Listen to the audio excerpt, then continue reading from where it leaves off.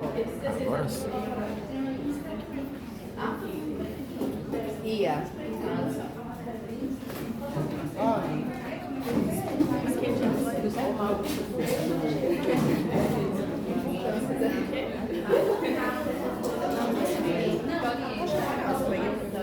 Posso pagar o quadro?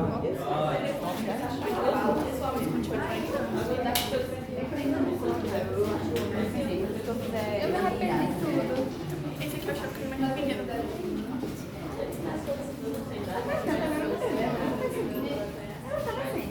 Não. Desde 2002. Eu nunca percebi. Esse aqui eu acho que é mais fácil.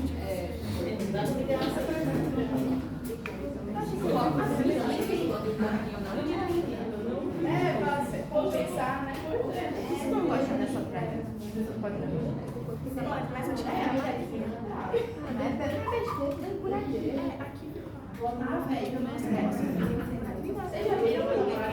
E aí, gente, bom dia a todos, tudo bom? Satisfação reencontrá-los, viu, mais uma vez. Eu acho que ver vocês sempre vai ser uma coisa muito boa, porque é sinal que vocês vão sexta-feira, né? Então, assim, um dia, né, bacana, depois da semana bem. Normalmente semana carregada. Que semana louca da Nossa Senhora, vocês não têm ideia.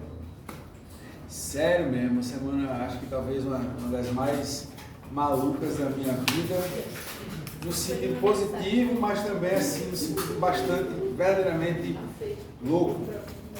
Para falar assim, ó, bem resumidamente para vocês, vocês sabem que o século XXI, esse que vocês estão fazendo parte agora, que vocês devem procurar se conectar mais, é o século que você precisa lidar com inovação. De duas formas. Uma, ou você produzindo uma inovação, ou você sabendo como lidar com a inovação. E a gente está com inovação toda hora chegando para a gente, sobretudo tecnológica. Só que há um outro contraponto das inovações que precisam ser vistos por todo mundo, que queira inovar. É uma inovação que envolva as relações entre pessoas, entre humanos, entre pessoas que convivem e trabalham entre si, relacionamentos que vão levar elas para uma condição de vida melhor. Ou seja, imagine como é que é relacionamento entre pessoas em vários ambientes de trabalho. Às vezes não é tão positivo, às vezes não é tão frutífero. Para nós professores, sobretudo que trabalhamos na rede particular, existem possibilidades hoje múltiplas que valorizam o trabalho do professor, que permitem que o professor ele esteja cada vez mais bem visto na sociedade, que ele possa fazer uma entrega melhor, mas que receba coisas melhores.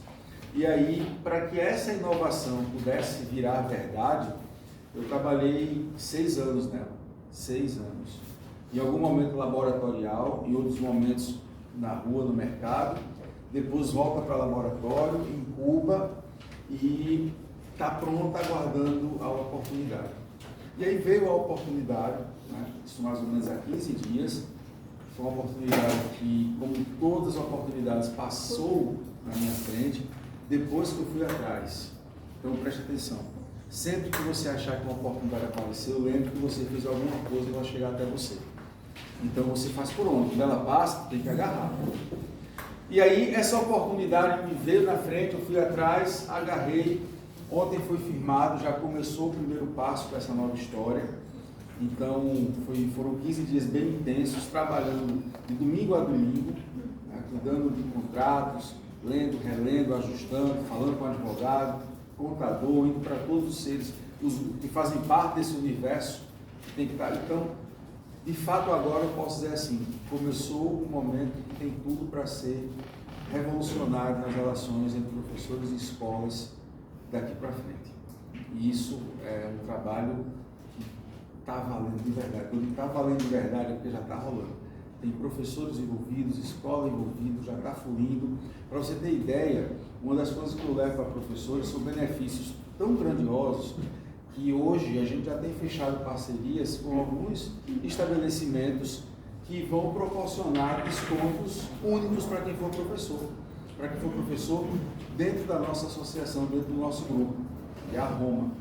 Então, todos os professores que fizerem parte vão ter uma carteirinha semelhante à que tem da OAB, e vão ter descontos em restaurantes, salão de beleza, farmácia, em tudo que você possa imaginar, a gente está conseguindo locais que assim que tiver fechado, vocês vão se surpreender, mas que é uma conquista que a gente está trazendo. Então, como é algo que está envolvendo muita coisa e está acontecendo, então foi uma semana de fechamento muito feliz, viu?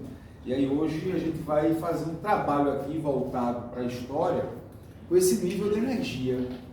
Eu quero vocês captando exatamente essa vibração que eu estou trazendo para vocês, porque está muito doido o que está acontecendo. Então, a história ela vai ter que envolver vocês dentro desse nível, tá certo? Quero todo mundo ligado, se conecta com isso hoje. Vamos lá. Na semana passada já coloquei os tópicos, então a gente vai começar a ver a história do Brasil a partir da pré-história do Brasil. E o Brasil tem duas pré-histórias. Ele tem a pré-história europeia e tem a pré-história nativa, a pré-história indígena. Então a gente vai estudar as duas, cada uma dentro de um tempo cronológico que vai seguir a linha do tempo da historiografia do Brasil. Colônia, Império e República. Então, iniciando a colônia a partir do pré-colonial, vamos partir de Portugal, porque Brasil só começa Brasil depois que eles chegam aqui. Embora os habitantes nativos do território fossem muito mais antigos, nós temos datações aí de mais de 40 até 50 mil anos antes de Cristo, de sociedades indígenas em território brasileiro. O fato é que para virar Brasil mesmo começa com os portugueses, começa quando eles chegam. Então, vamos para a pré-história do Brasil a partir de Portugal. O que foi que aconteceu? A grande pergunta é a seguinte: por que é que os portugueses vieram para o Brasil? O que é que realmente impulsionou a vinda, a navegação dos portugueses? Porque, pense, era muito trabalhoso, minha gente. Você entrar numa embarcação daquela de madeira, suja, cheia de rato, barata, você no seu ambiente que você está, você não quer ver um rato. Lá, quando aparecia um rato, era uma festa, virava churrasco. Então, imagina o tipo de relacionamento que era dentro da embarcação. Os marujos, aqueles que trabalhavam, né, marinheiros, todos esses piratas, eles tinham um relacionamento dali que era muito corajoso. Não era para todo mundo estar ali, estar enfrentando aquele tipo de batalha. Eles atravessavam o oceano sem saber o que tinha do outro lado, correndo o risco de tudo quanto é novidade dentro das relações marítimas, tendo que se comunicar matematicamente com as estrelas, com o céu, com o mar, com as distâncias, para poder entender qual é o melhor caminho, onde ele deve virar a vela para o barco ir mais à direita, para ele ir mais à esquerda. Minha gente, era tão simples não, viu, estar na navegação. Os caras atravessaram tudo isso, o risco de naufrágio, a troco de quê? A troco de riqueza. Eu disse para vocês que a principal estrutura de poder, a primeira, que sempre está presente, e a que comanda todas, é a economia. Pois nesse período, a Europa passava por um período de transição, uma fase de transição que ela deixava de viver no regime feudal e passava agora a compreender-se na primeira modalidade do capitalismo, chamada de mercantilismo. Veja só. Enquanto a sociedade feudal era uma sociedade cujo principal poder estava na propriedade e na manutenção da terra, e as relações de trabalho eram pautadas na produção do trabalho servil, ou seja, o servo, ele servia ao senhor em troca de proteção, em troca de moradia, em troca de instrumentos para ele poder trabalhar, em troca das relações de vida. O que a gente hoje tem como impostos, taxas, naquela época também tinha. E esses impostos, as taxações, levavam algumas nomenclaturas, algumas até um pouco esquisitas, mas que deixava claro que ali era uma forma de você viver na sociedade feudal. Por exemplo, um imposto chamado de mão morta. Mão morta, olha o nome do imposto, mão morta, o que é isso? Ah, morreu alguém, eu pago imposto por isso. O servo pagava o imposto para poder ter o direito de enterrar alguém, porque uma mão de trabalho deixava de viver, o senhor perdia aquela mão de obra. Então passava a chamar-se mão morta. Além de ser um imposto absurdo, ainda era um imposto que realmente valia a força do senhor sobre o servo. Nós pagamos imposto para morrer hoje. Não ficou tão diferente não. Se o cemitério é público, tem taxas, tem alguma coisa que você tem que pagar lá. Depois, quando vem 2 anos, tem que retirar. Se ele é privado, você tem que pagar pelo túmulo, tem que comprar, tudo se paga. Até para morrer você paga. Então a Idade Média, que começou a configurar tudo isso, tinha características econômicas diferentes das sociedades mercantilistas. O mercantilismo ele vai trazer como primeira característica a acumulação de metais preciosos. Ou seja, se eu quero ter metal precioso, só tem 2 formas de eu conseguir. Ou eu extraio do meu território, ou eu busco nessa vastidão do mundo colônias que me tragam essa riqueza. Outra característica, colonialismo. Se a colônia não tem ouro, nem prata, nem metal precioso, ela pelo menos deve me fornecer matéria-prima para que eu possa manufaturar e vender no mercado. Por exemplo, cana-de-açúcar, a matéria-prima. Eu manufaturo em açúcar e vendo. Então, o mercantilismo ele vai criar condições e regras, mostrando o que é preciso fazer para você ser bem sucedido nele. Quer falar, Vitor? Rapidinho, licença, professor. Gente, a mentoria. O Gabriel, que é o assessor da gente, ele se atrasou um pouquinho por conta dessas chuvas, né? Então, cada um que está com o horário marcado, vocês já sabem o horário que está marcado, vai ser atrasado só um pouquinho, certo? Porque eu mudei, tem gente que é 10 horas, 10 e meia. A 9h30 entrou agora, certo? E aí vocês estão com base, certo? Está com atraso de quase meia hora, mas vai ter, certo? Me mostrou que tem uma gentileza grandiosa, tu me traz 2 copinhos d'água. Dá uma foto? 2 copinhos d'água, tu traz. 2 copinhos d'água? Por favor, filé. Se puder ser 3. Bom, continuando. Eu pedi 2 copinhos. Eu achei que era foto. Está habituado mesmo a fazer foto. Eu vou virar professor blogueiro desse curso, nem era. Olha, então vamos lá, o mercantilismo, olha as características. Tem que ter metal precioso, ouro, prata, quanto mais você tiver, mais rico e poderoso você é. Se não tem no seu território, busque nas colônias. O que são colônias? São territórios que eles achavam que não tinha dono e podia chegar e pegar. Se tivesse gente, a gente dominava.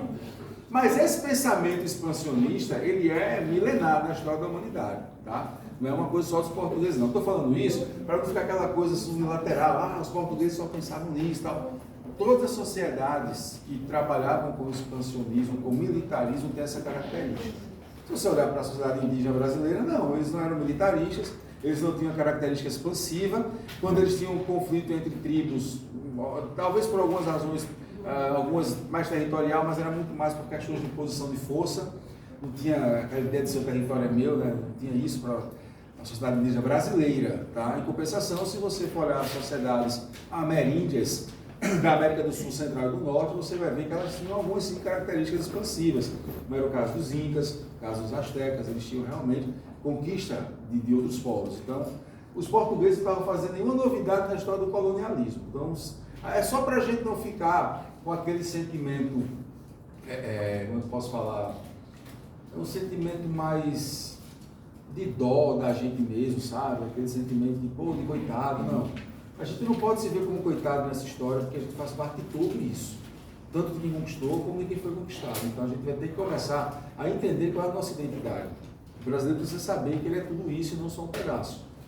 Bom, então, e a outra característica era, se eu tenho matéria-prima e eu vou vender os produtos manufaturados, então eu passo a ter uma balança de comércio favorável. Ou seja, eu exporto mais, eu vendo mais, automaticamente eu lucro mais. Então, numa balança de comércio favorável, eu preciso vender mais e comprar menos. Exportar mais e importar menos.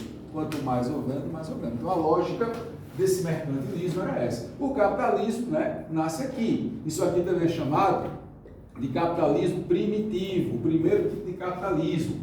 A palavra mercantilismo vem de mercantilis, mercado, né, comércio. E o capitalismo primitivo, ou capitalismo comercial, é a primeira fase desse capitalismo. A própria palavra capitalismo vem da expressão caput, quer dizer cabeça. Ou seja, nessa forma de economia, existe um valor cabeça, existe um símbolo, algo que representa o ápice. Para o mercantilismo, esse símbolo ele é o ouro, daí o metalismo, daí o aurismo. Então, capitalismo, na cabeça, no caput, que está o ouro. Então, o que é mais valioso do mercantilismo? O ouro. Em tudo se faz em troca de quê? De ouro. Pronto. E as demais infrações financeiras vão acompanhando a relação do ouro. Quando eu falo em relações monetárias atuais, qual é a moeda que a gente usa como referência? O dólar. Então, o dólar hoje está para a unidade monetária, que é o capitalismo moderno, que já foi o ouro na época do mercantilismo. Então, esse era o pensamento que vigorava nas navegações. Beleza. Só que tem uma coisa. Se eu fizer uma comparação entre as navegações marítimas e a navegação espacial, eu vou chegar no ponto que as duas têm 100% em comum. Para que as duas pudessem acontecer, seja no espaço ou seja no oceano, eu precisaria de dinheiro, investimento. A NASA, que é um órgão governamental, recebe verbas do governo e verbas da iniciativa privada. Então ela tem que ter dinheiro, a NASA não brota. A NASA não produz dinheiro assim. Para Elon Musk, isso só pode acontecer porque ele já é o mais bilionário do mundo. Então ele tem empresas bilionárias que lhe deram um capital suficiente e uma ruma de investidores no mundo todo que lhe deram condições financeiras de investir na SpaceX e realizar um feito único na história da navegação espacial. Ele conseguiu fazer um foguete da ré. Isso é que é o mais lasco. Você pode falar o que quiser, você pode nem gostar do cara. Ei, mas ninguém pode mais dizer que o foguete não dá ré não, porque o homem agora foi o foguete da ré. E todo mundo viu. Aí você pergunta, Rodrigo, e esse feito? Por que ele é grandioso?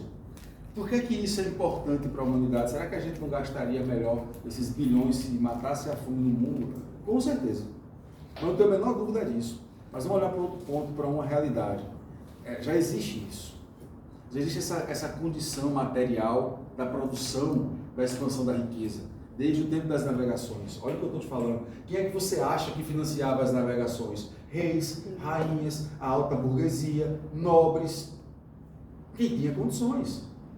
Então, quando eu volto e venho para a nossa realidade atual, o Elon Musk ele teve as condições de investir, porque as navegações espaciais geram lucro e trazem desenvolvimento para a gente que está aqui na Terra. Foram graças às navegações espaciais que a gente passou a ter o uso da internet, que a gente tem as comunicações via satélite. Se vocês não sabem, ao redor da Terra já tem uma gama de lixo espacial que é assustadora. Quando eu falo lixo espacial, eu não falo só o que não se usa mais, mas também o que está em uso, porque não estava ali, não fazia parte. Uma estação espacial não faz parte daquele ambiente do sistema solar. O homem que colocou ali. Então a gente já poluiu a nossa atmosfera, o redor da Terra já está poluído com tudo quanto é coisa que saiu daqui. Uma vez, acho que foi para a semana passada, eu vi um filme muito doido, passado um filme de Superman 4. É bom você saber essas coisas, porque todo filme parte de um roteiro. E o roteiro, ele nasce de uma redação. Então, como é que se escreve um roteiro? O cara tem que saber muita coisa, né? Eu falei para você semana passada, tem que juntar elementos para criar uma história. O cara que fez Superman 4, Em Busca da Paz, com Christopher Reeve, foi lançado, acho que em 84. Esse cara, ele juntou elementos muito loucos, mas foi no certo sentido. Olha a história do filme. Lex Luthor, que é o grande vilão, todo mundo conhece Luthor, ele quer descobrir uma maneira de vencer Superman. Já é o quarto filme, e Superman não ganha todo mundo. E ele já é revoltado com isso, né? Pô, alguém tem que pegar Superman. E essa pessoa sou eu, porque na cabeça do Lex Luthor ele é a pessoa mais genial do mundo. E ele pensou no seguinte, bom, para vencer Superman só tendo outro Superman. Eu já vi que vieram 3 para cá e levou um pau dele. Esse bicho é muito forte. Então, para fazer um Superman forte igual a ele, tem que vir dele. E ele descobriu e soube que um museu nos Estados Unidos preservava o fio de cabelo de Superman. Veja só. O fio de cabelo de Superman estava lá dentro de uma cúpula de vidro, segurando um peso de ferro de 1 tonelada. Um fiozinho de cabelo de Superman, só demonstrando. Ele foi lá e disse, vou pegar esse fio de cabelo, que tem o DNA dele, olha essa cara dele. Vou pegar algumas moléculas e partículas e substâncias humanas. Ele pegou tipo uma carnezinha humana, colocou junto desse fio de cabelo, botou dentro de uma cápsula e pensou assim, igual como está no filme Frankenstein. Para Frankenstein viver, o que é que o doutor faz? O doutor Frankenstein em si mesmo, né? Frankenstein é o monstro. O que é que o doutor Frankenstein faz? Ele bota ele para levar uma rajada de um raio, um choque vai dar vida. Foi que o Lex Luthor pensou, vou colocar essa peça dentro de uma ogiva nuclear e vou convencer Superman, se ele saber que fui eu, que ele pode salvar o mundo se ele pegar todas as ogivas nucleares que existem no planeta, da China, da Rússia, dos Estados Unidos, do Irã. Se ele pegar tudinho, esses mísseis, e levar para o espaço e jogar contra o Sol, a gente destrói a possibilidade de acabar com o mundo e Super-Homem resolve o problema da guerra. Bom para Super-Homem, bom para o mundo, mas ninguém sabia que ele ia colocar aquela pecinha dele lá dentro, né? Aí ele, Superman, comeu corda. Superman foi lá e gostou da ideia, pegou todos os mísseis que tinha de ogivas nucleares, botou como se fosse numa rede de aço gigante, foi para o espaço e jogou contra o Sol. Só que antes disso acontecer, Lex Luthor foi lá, pegou a cápsulazinha com o DNA do Superman, botou dentro de um dos mísseis e, pum, meu irmão, como um passe de mágica, na hora que esses mísseis explodem assim no Sol, surge um cabo, um ser forte, poderoso, já nasce de roupa. O bicho nasce assim, ó, de roupa, de capa, e já sabe que tem que matar Superman. Eu digo, puta que... Pense numa lógica. Mas o bicho veio e chega poderoso, só que tem um detalhe. Ele é um homem nuclear movido a energia solar. Quando o Sol bate nele, ele é forte. Quando o Sol não bate, ele fica mesmo que nada. Superman descobre isso. Pronto, acabou o seu filme. Quando o Superman descobre que é só ter ele do Sol, tranca ele dentro de um elevador, leva para a Lua, bota no lado oculto da Lua, no lado que não nasce do Sol, bateu, resolveu o problema. Veja, que filme doido da moléstia. Mas vê se não faz sentido o que ele está falando com essa conjuntura do espaço, da corrida, da guerra nuclear, essa junção de ideias. Então, o espaço, como você está falando, está poluído, a gente poderia gastar muito menos com isso. Existe uma lógica por trás que diz assim, olha, para a gente movimentar o mundo hoje, tem que ter investimento espacial. Não tem como não ter. Por mais que a gente saiba que poderia gastar esse dinheiro com outra coisa, não tem como não ter. Então, tanto as navegações do passado, quanto as navegações modernas, para que elas possam acontecer, é preciso que a gente invista muito dinheiro.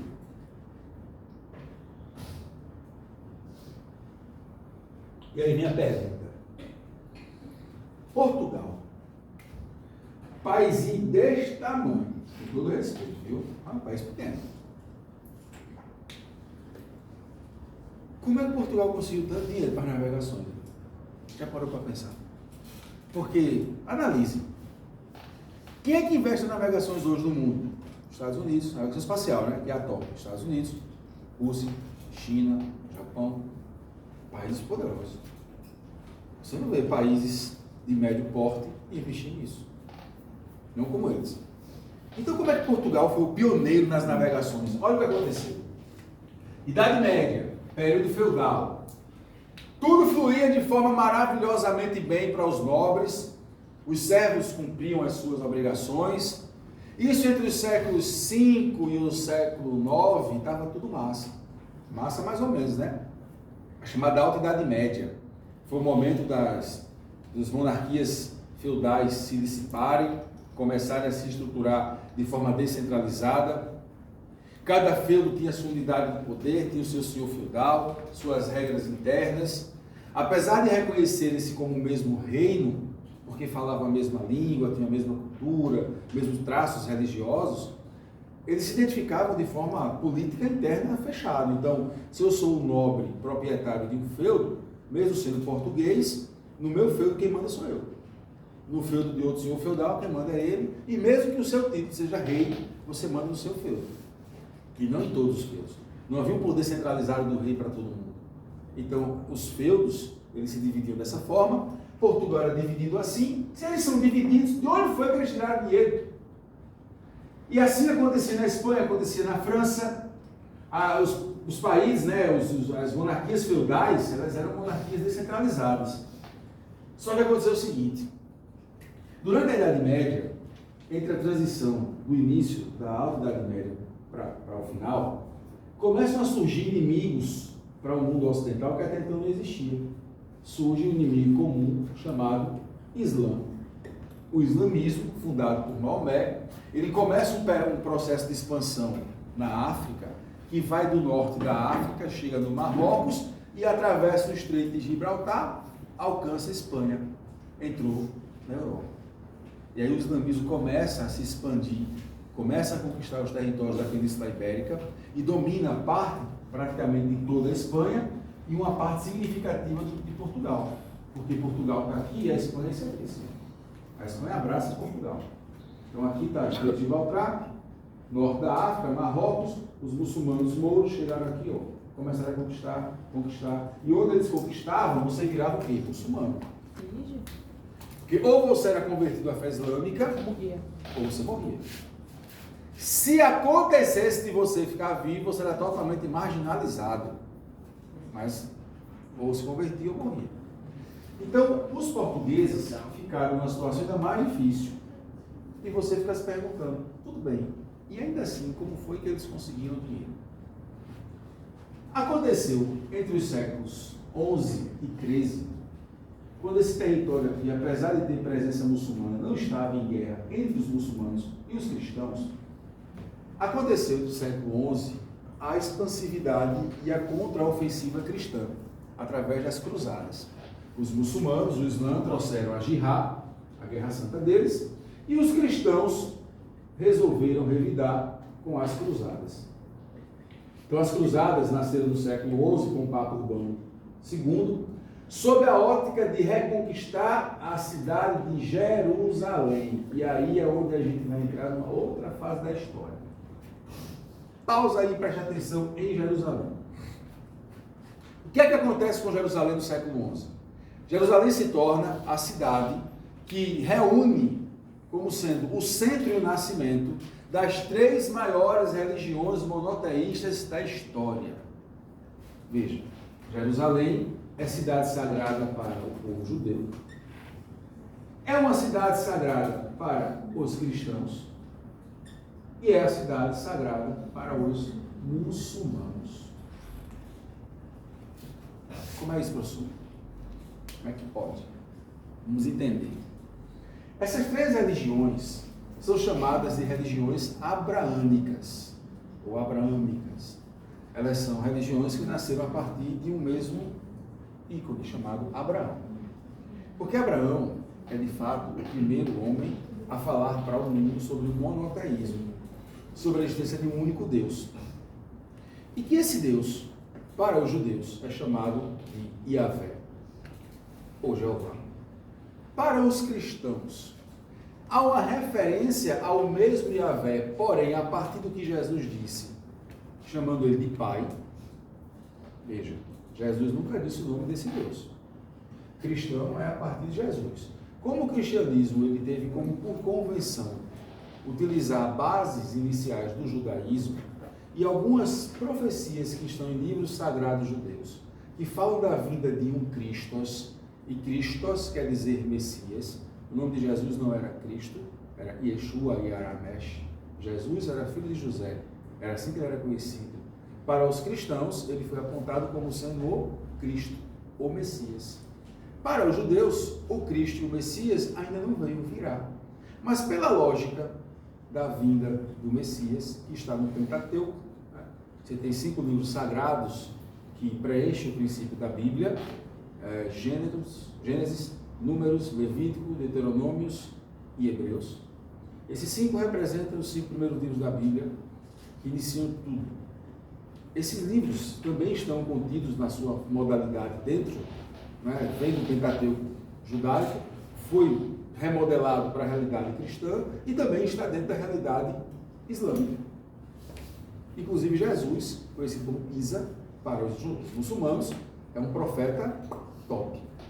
Só não é maior do que Maomé, mas é o profeta dos profetas antes da vida de Maomé, que é o profeta de Alá. Mas Jesus tem assim uma importância para o judaísmo, para o islamismo, sem ter nem ideia. Então, quando Abraão disse isso, os 3 pegaram. Em cada momento, quando surge aquela religião, eles pegam Abraão como princípio. Então, Abraão, desde o princípio, disse que a terra prometida é essa aqui, que foi onde Deus falou que é para fundar, começar tudo. Então, os hebreus vieram para cá com o propósito de criar o seu reino. Os cristãos entenderam que foi dali que surgiu o reino dos cristãos, e os muçulmanos também, a partir do que Maomé disse que aqui é a terra sagrada dada por Deus, Alá. Pronto. Os 3 estão dizendo que essa terra é minha, que quem disse foi o meu Deus, que tecnicamente são 3 deuses diferentes, mas que é o mesmo Deus, que Abraão foi quem começou essa história, e aí a gente se pergunta, o que Abraão fez? Fez sentido? Será que Abraão ouviu direitinho o que Deus disse? Porque quando Deus falou assim, ó, vá para uma terra rica de leite e mel, quando você chega a esse território aqui, não é rico não, viu? É um território bem complicado, inclusive, desde o começo. Até hoje é o local com o maior conflito no mundo. Não tem como ter paz aqui. Por mais que a gente queira, pense, como é que vai ter paz se as religiões são verdade e cada uma diz sua verdade e a minha verdade é diferente da sua e a sua para mim é uma mentira? Se você mente, você é um pecador, você é um pecador sem morrer. Como é que isso vai dar certo um dia? Os três falam, um fala isso para o outro. A grande verdade é essa. Se a gente não aprendesse a se conter, estava a guerra até hoje como tem. O que é a guerra de Israel e Palestina? Não é contra a Palestina, é contra o Hamas. É contra um grupo terrorista que dominou aquela região, que se nasceu com a ideia de entender que você está usurpando o território que é meu. E a história mostra isso. Porque quando houve a expansão islâmica, que eles chegam na região da Filistina ou Palestina, não era um território unificado, não tinha, era como todos os outros. E eles chegaram e disseram, aqui agora pertence ao povo muçulmano. Agora há uma fé islâmica. Só que aquele povo que vivia lá foi se convertendo. E na época que os muçulmanos chegaram, os judeus já não estavam mais lá. Só que Jerusalém foi uma cidade que foi erguida, construída pelo povo judeu. Eles estabeleceram a partir do templo de Jerusalém, de Salomão, que ali era o local sagrado para eles. Ótimo. Só que quando os palestinos chegaram, não tinha judeu. Os romanos já tinham dominado, já tinham conquistado, expulsado os judeus. Anos depois, os judeus voltaram dizendo, essa terra aqui é nossa. Não, é de vocês por quê? Porque a gente que fundou. Não, pô, quando eu cheguei aqui não tinha nenhum judeu. Aqui quem tinha era romano, os romanos deram para a gente. Não, mas nós somos donos de verdade e vocês vão ter que sair. Não, a gente não sai porque nós somos os donos de verdade. Pronto. E aí, quem é que está certo e quem está errado? Tem alguma lavratura na terra para dizer, para os romanos chegarem do passado? Quem chegou primeiro foi o ovo a galinha, que é o dono do território. Fato é que os dois chegaram ali, construíram sua história, montaram sua identidade, têm vida e fazem parte do território. O que o Hamas reivindica são direitos que, na visão dele, já vinha há muito tempo. Para o povo de Israel, também. O fato é que os dois estão certos e também estão errados. Como é que, numa condição que dois está certo, dois está errado, e estão brigando, a gente vai dizer que tem paz? Essa é a história. Então, o povo muçulmano, que tem Jerusalém também como território sagrado, estava dominando Jerusalém no século XI. Quando falo dominando, quer dizer que lá prevalecia só islamismo. Nada de judeu, nada de cristão.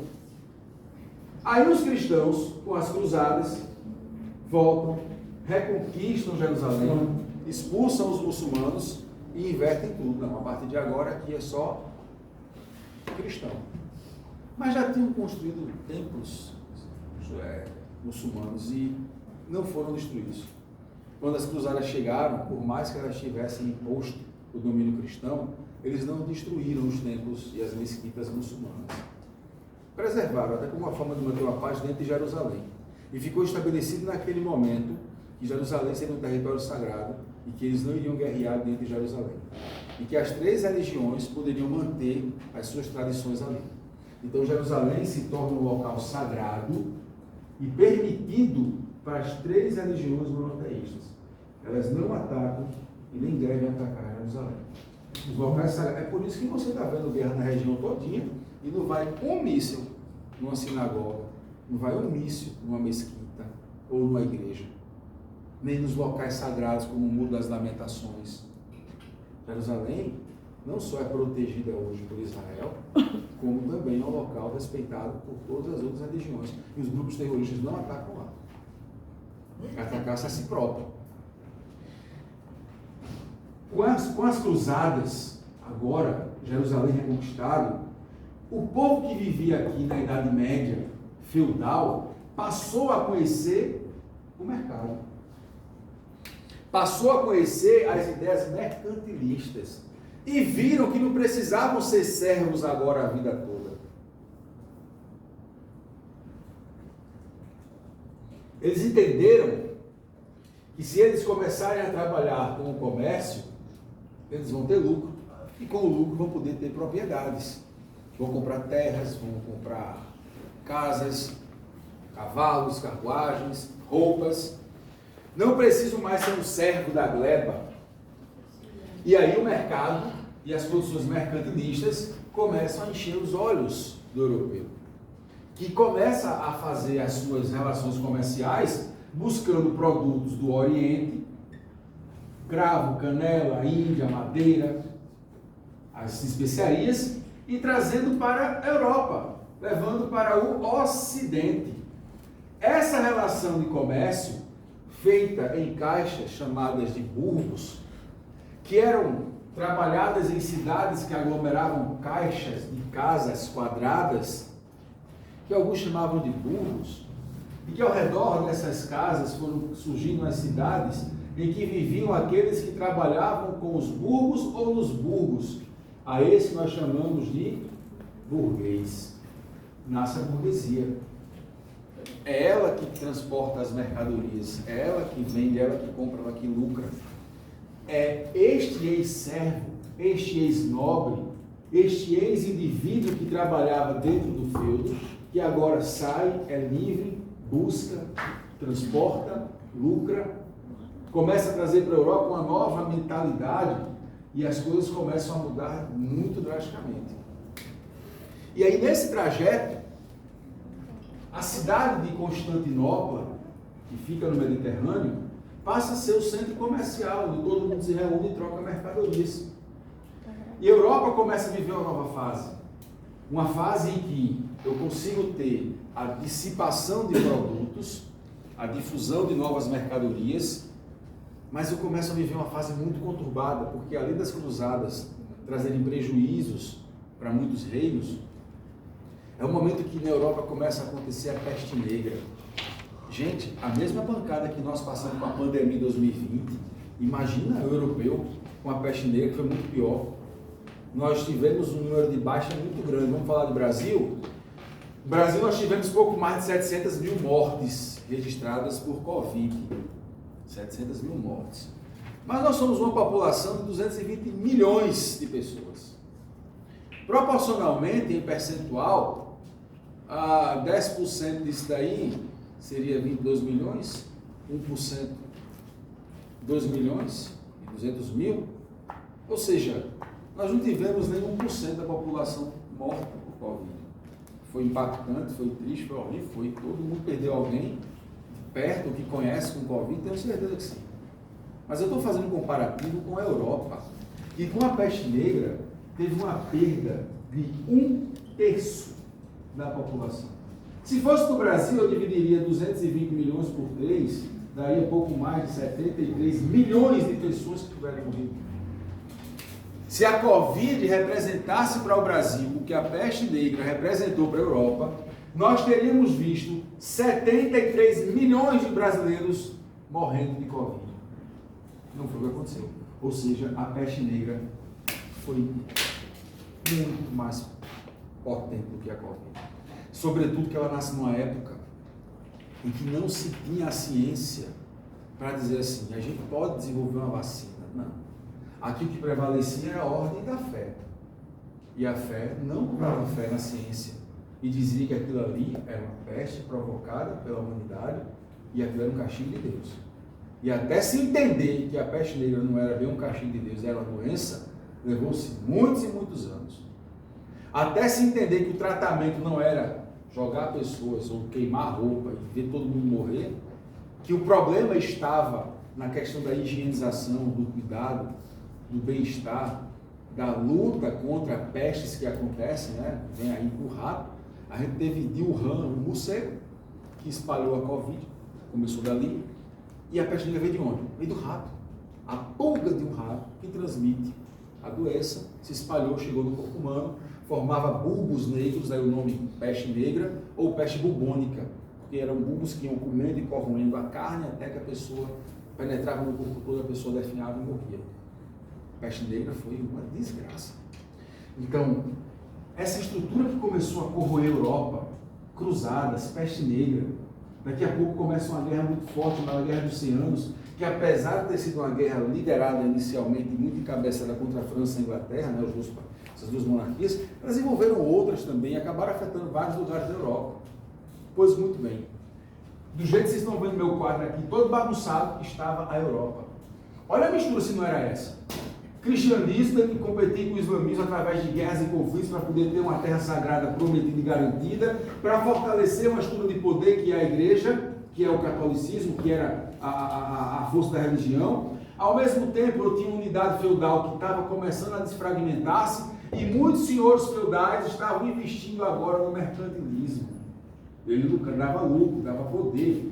Eles começam a trabalhar com homens livres que têm a coragem de ir até o Oriente, trazer as especiarias, comercializar no caminho, comercializar no Ocidente. Esse homem passa a ter uma função e surge uma nova classe social chamada burguesia. Isso tudo está acontecendo entre o século XII, XIII, XIV, está fervilhando. Ao mesmo tempo, peste negra, a Europa estava uma loucura.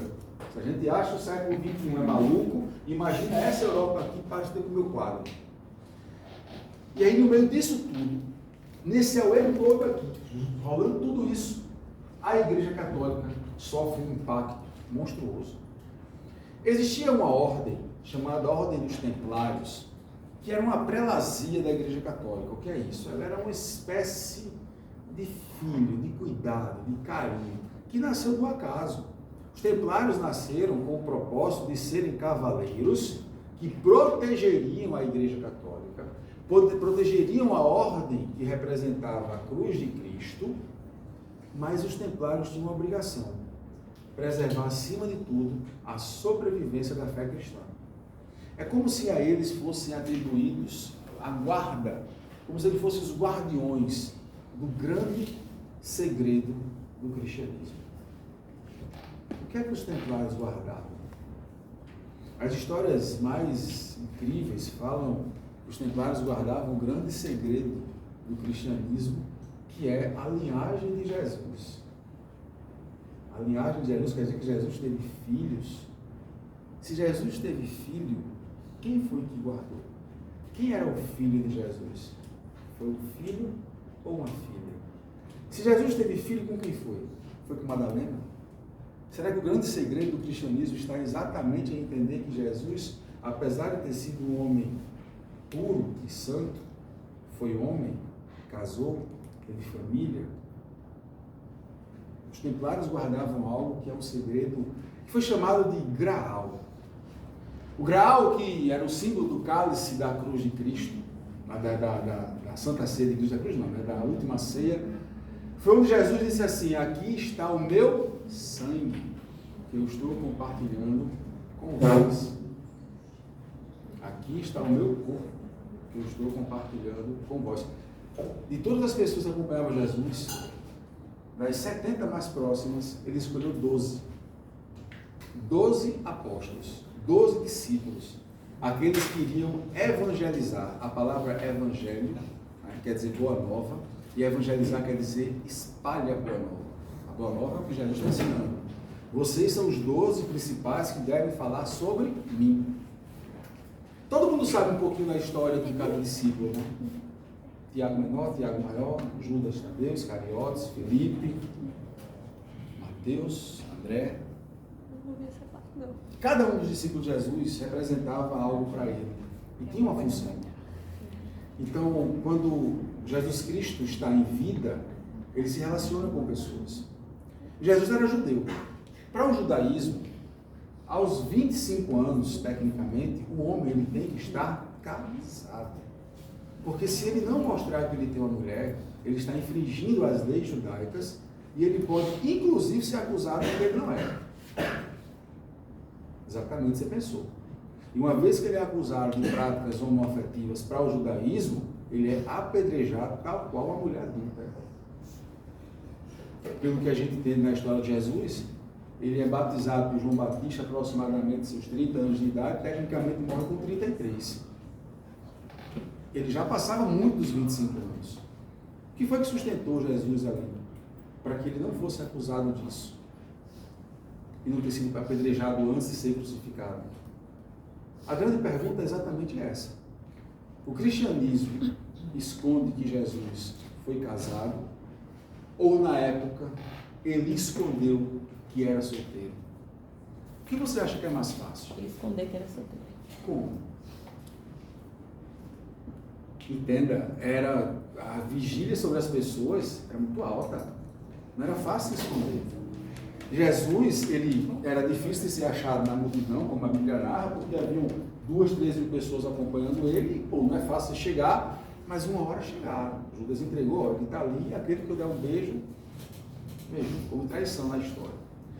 Há outro contraponto, né? Ele foi traído por Judas, ou ele disse a Judas que fizesse aquilo? Veja, porque ele olha para todos os discípulos e fala: aquele a quem eu der um pouco molhado de vinho vai me trair ou vai me entregar. Ele já sabia. Na verdade, também tem o fato de que, qual é o grande milagre de Jesus, de todos? A ressurreição. Para uma pessoa ressuscitar, tem que fazer o quê? Morrer. Então Jesus tinha que fazer o que antes? Morrer. Como é que ele iria morrer se não tivesse algo que o levasse à morte? Ele não podia tirar a própria vida. Então, se Jesus profetizou e sabia que para ressuscitar tinha que morrer, aquilo foi um plano dele. E Judas foi muito mais o mensageiro que cumpriu o que ele mandou do que um traidor. Até porque na hora que Jesus diz: a quem eu der um molhado de vinho, Judas pergunta: eu? Pois é, você vai lá e faz o que tem que fazer. A vida toda a gente crucificou Judas, né, praticamente, malhou. Essa é uma outra visão. Veja, a grande razão do cristianismo está exatamente naquilo que o cristão não consegue enxergar. Porque é onde você vai e fala aquilo que quer que você escute. Só que existem outras nuances dentro da história. Outras coisas que aconteceram e que estão dentro da própria Bíblia, inclusive.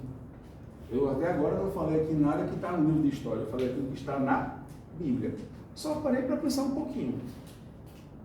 Porque tem 2 momentos interessantes na Bíblia.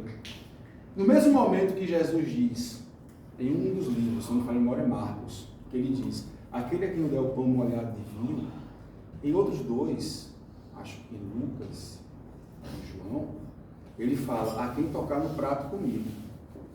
O que foi na verdade que aconteceu? Foi a quem tocou no prato ou a quem pegou o pão molhado de vinho? Quem está falando na verdade dos evangelistas sobre aquele momento? Está na Bíblia. Então, devido a uma série de infinidades de situações que acontecem entre a Bíblia e o cristão, é que surgiram cruzadas. Pense comigo, em que momento Jesus disse que era para sair matando gente em nome dele? Mas a igreja achou na Bíblia razões que explicavam que ela devia fazer aquilo. Então não se trata de discutir o que foi, mas o que aconteceu. E aí veja só, dentro desse tumulto todo que você está vendo agora, a sua cabecinha está fervilhando, tenho certeza disso. Sua cabeça agora está aí, ou realmente tem coisas que... Tudo bem. Os templários. Se eu estou sabendo disso tudo sobre Jesus agora, os templários já sabiam antes. Existem muitas coisas que quando o cristianismo primitivo debatia entre eles, que ficava afirmado: ó, isso é o que a gente sabe, mas isso é o que a gente diz, ficou o que foi dito. E o que foi dito é o que chega até a gente. Mas se você for olhar um pouquinho, tem algumas coisas que não foram ditas, mas que estão na entrelinhas. Então, os templários tinham uma função: proteger a fé cristã. O que é proteger a fé cristã? É não permitir nunca que aquilo que a igreja defende seja contrariado. E a igreja, quando a gente fala igreja, é a igreja católica. Ela é a primeira, ela é a primordial, ela é a que faz, ela é a que cria. A Idade Média é composta por essa instituição. Então, diante disso, os templários têm uma importância muito grande. Passaram a ser respeitados. Os templários começaram a trabalhar na proteção dos viajantes, dos burgueses. Passaram a proteger, porque todos eram cristãos, né? Tinham que ir voltar na fé. E, ao mesmo tempo, passaram a lidar com um sistema de troca de moedas que gerava lucro para eles. Eles também eram burgueses, porque para se tornar um cavaleiro templário, você não nascia no exército. Você nascia uma pessoa, de acordo com as suas funções, a sua profissão, a sua classe, aí você poderia ser um templário, não era para qualquer um. Então, a alta burguesia teve muitas pessoas que foram indicadas e viraram cavaleiros templários. Gente da nobreza que virou cavaleiro templário. E eram pessoas realmente que usavam do princípio do cristianismo da forma mais pura possível. Só que aí eles começaram a enriquecer. Os templários ficaram muito ricos. A Igreja Católica começou a ficar preocupada e vendo nos templários uma possível concorrência. Porque já tinha acontecido lá em Constantinopla a ruptura da Igreja Católica, surgiu na Igreja Ortodoxa. A Igreja Ortodoxa grega, está aí até hoje. A Igreja Católica perdeu metade do que tinha. Os templários agora podiam levar outra parte. Espera aí, já é demais. Então, além de haver as condições que envolvia o relacionamento da igreja com a monarquia francesa, os templários foram colocados como hereges e passaram a ser inimigos da fé cristã. Todos foram perseguidos, presos, condenados à fogueira, foram levados à Inquisição, não havia causa, simplesmente por dizer que eles estavam burlando a ordem papal. E Mas os só porque eles templários, estavam enricando, aí eles quiseram separar da imagem da igreja? mais ou menos, houve um problema entre o imperador francês, o imperador dele agora, Henrique o Belo, e ele era o Papa Clemente IV, que tinha acabado de assumir, ele era parênteses, era francês, inclusive. Então, como ele queria e viu que dominar os templários era ter essa propriedade, ele viu que derrubar os templários, além de fortalecer a igreja, fortalecia o poder político dele como rei. Então, ele jogou contra os templários. E ele já tinha queimado outros reis antes, ele já não era um cara muito legal. Resultado, os templários foram colocados, só que uma parte deles, inclusive os mais ricos, que estavam exatamente da posse de toda a riqueza deles, fugiram e foram recebidos aonde? Portugal.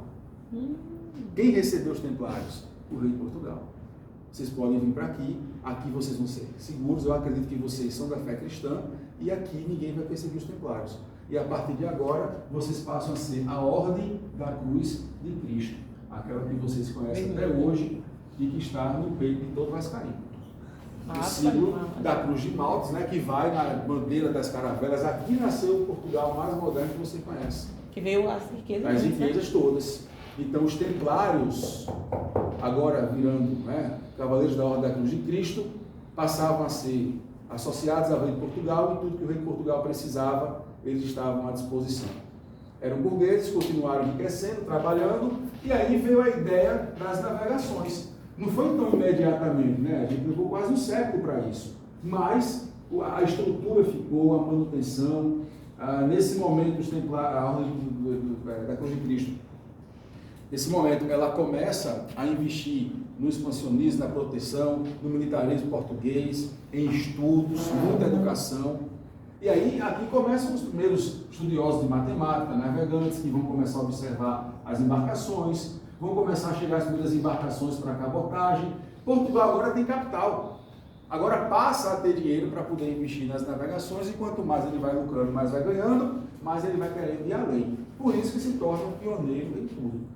Primeiramente pelo fato de ser, entre as monarquias europeias, a primeira que tinha um rei e poder centralizado. Veja, quando os templários precisaram de apoio, Portugal tinha um homem, um nome, um representante, Dom Afonso, que disse assim: pode vir para cá, e os nós portugueses vamos proteger vocês. E o território Portugal de vocês. E aí, pronto, começou uma nova fase na história, e a partir de agora os portugueses tinham a estrutura para poder alcançar o que seria o Brasil. Ficou claro para vocês? Pois não? Aonde tem BF? Aqui mesmo?